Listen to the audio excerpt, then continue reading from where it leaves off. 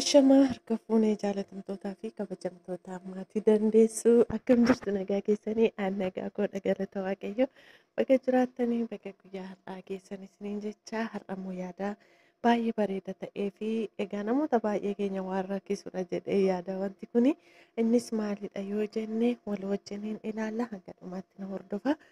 Akkuma kanammoo jechuudha marsin jechuu barbaada dhumarras immoo qoosaawwan kana wajjin wal qabatu tokkollee isiniif qabbee dhufeen jira waan ta'eef hanga dhumaatti na waliin turaan affeerraa kooti. Tole egaa yeroo baay'ee keenya wanti nu rakkisu jira innis maali yoo jennee shunkurtii yookaan qullubbii muruudha jechuudha. Muruusaa wallaaloo otoo hin taane yeroo itti muranii baay'ee tokko jechuudha nama boosisee maal nama godha jechuudha baay'ee tokko mataan nama dhukka'anaan akkasii boosisuurra darbee hanga mataan dhukkubsuurra ga'a jechuudha. Kanarraan kan ka'e egaa furmaata isaa ufuma kootii yaaleen jechuudha. Ufuma koo yaalii gaggeessee kanan arge tokko isiniif qoodu jaaladhe keessa darba hojjechiistuun kiyya akkana naan jetti ture. Mana yaalaa deemtee ilaalamtee lakkoofsa ija keetiif ta'uu xiyyoo ijaa yookaan manatsirii sadhan sana jechuudha. Siif hojjetamuu qaba naan jetti ture. An garuu hin jaalladhu isaa. Sammuu koo keessatti ija koo na dhukkubaa afan kaawwadha jedhee yaaduu miti. Yeroo akkasumatti bareedina yookaan miidhaginaaf iyyuu kaawwachuu hin jaalladhu jechuudha. Kanarraan kan ka'e nan dida. Shunkurtii immoo muruu nan jaalladha baay'ee jechuudha. Kiiloo tokko daqiiqaa tokko sa'aatii daqiiqaa tokko kutoon guutiin itoon ilaalin jechuudha. Fakkeenyaaf amma akkaataa kanatti irraa galagalee kiiloo tokko daqiiqaa tokko toon guutiin illee muree fixuu nan danda'a jechuudha. Dandeettii isaallee hin qaba garuu baay'ee waan ija koo na gubee mataa na dhukkubsuurraan kan ka'e garuu akka ittiin kana hojiirra oolchuun dadhaba ture. Haa ta'u malee amma garuu waan nufi koo yaalee hamma fe'e osoo muree kan iji koo hin boonye mataan koo illee kan hin dhukkubne argadheen jira jechuudha furmaata isaa. Innis maali yoo jettanii egaa hanga dhumaatti na waliin turaan affeerraa isiniin jedheen jira.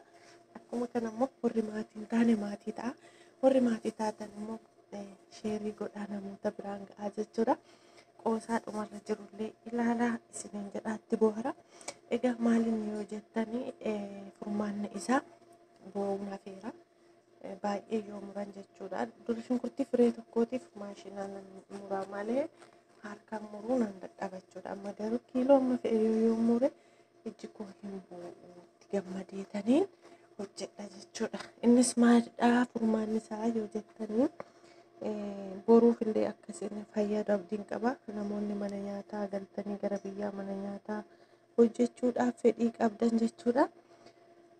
Manumatti immoo egaa shunkurtii yeroo hundaa maashina fayyadamuu dhiisuu ni mala haala salphaa ta'een isaan booda maal gootu seetanii shunkurtii keessan quncifattu. Quncistaniitu baay'inaan amma fakkeenyaaf biyya keessatti lukkuu hojjechuudhaaf shunkurtii baay'ee nu barbaachisa. Maashina ibsaan badee yoo waan ittiin murru yoo dhabne yoo firiijii arganne quncisnee akka fooliinsa firiijii nu jalaan balleessine waan qadada sirriitti qabuun keenya firiijii keessa kan kanaachi immoo miicineedhuma akkasumatti bishaan isaa akka cobuuf wanta bishaan coccobsu keessa akka waan meeshaa pilaastikii qabnu keenya jechuudha. Isaan booda ganama fayyadamna yoo ta'e galgala akkas goonee bushanne yeroo keenya qusachuuf nu gargaara. Akkuma kanammoo wantoota xixiqqoo ishee waan mana keessatti yeroo dhalaa kanaaf baataa hojjennu sanas akkuma kana shunkurtii keenya murree keenya hojii keenya biroo hojjenne yeroo deebinutti shunkurtiin suni qooree nu eega jechuudha. Bishaan miicine sanallee ofirraa qoorsee nu eega.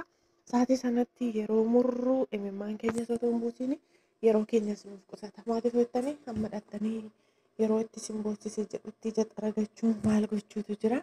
Inni kun garuu hafeetu firii taa'amee akkaataa kanatti osoo siqiqiin yookaan immoo otoo hin dhiphatiin shunkurtii keenya murannee babbareechinee xixiqqeessinee illee murree haala bareedaa ta'een jechuudha hojjetachuu akka dandeenyutti kun tooftaa gaarii fi tooftaa bareedaadha jechuudha. Isinillee itti fayyadamaa kun akkuma argitanii dura yoo muran illee gurguddistee muruu dandeessaa daftee fixuuf jechuudha. Amma garuu akkaataa kanatti haala bareedaa ta'een kun ogaa shunkurtii kana fakkaatu akkaataa kanatti bareechamee muramee namatti haala namatti toluun jechuudha akkuma argaa jirtanii. Kanaaf egaa kana fakkaataa aanan isinii qabadhee dhufe. Walumaa galatti shunkurtii yoo dursinee daqiiqaa 30 tokko ta'uu muruutti hin seeniin miiccinee keenye itoo nun boosisii yeroo keenyas nuuf qusatee akkaataa kanatti diqiq kan jedhe bareedu sugoo bareedaa hojjetachuu dandeenya. Kun mana dandeessuuti. Maatii ta'ummoo hin dagatiina. Waan na hordoftaniif guddaa galatooma. Kallachumaan gara qoosaa jirutti isin dabarsaa. Shunkurtii muruutiin wal qabataa. Turtii gaarii. Biddeen tolchuun beektu shunkurtii, likkinas beektee murtu shunkurtii. Saartee fittee garti kibiratii, anuma isa dhiiraa wayya ishee biratti. Hallatti dhiirartee duuti. Amanaa koo ishee qabama afaan kee. Kaasama bilbil. Afaan kee qabadhuu jettee manii akkamittiin kaasare. Na dhageesse duuti. Kamisoosa jedhan namni isa wajjin naamattan. Guddisa sagalee isaatti oolu.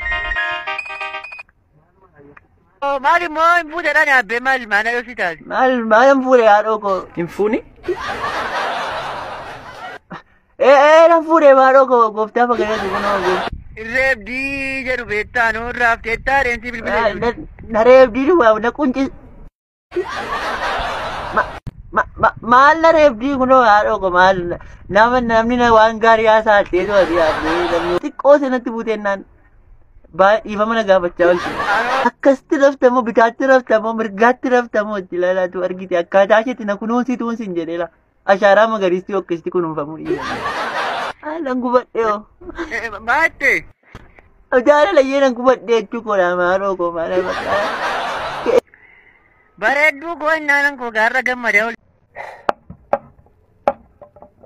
Dogoggortee fuute malee kun haadha manaa kee miti naan jedhe qayya waaqayyo.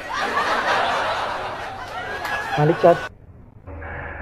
Fuudhuu wayyaa jennaan fuunee torbee tokko booda fuunee namichi. Maal likkina ishee beektee malee shunkurtii mummurtu. Kottu kukkuti. Naatu si mura dhufe.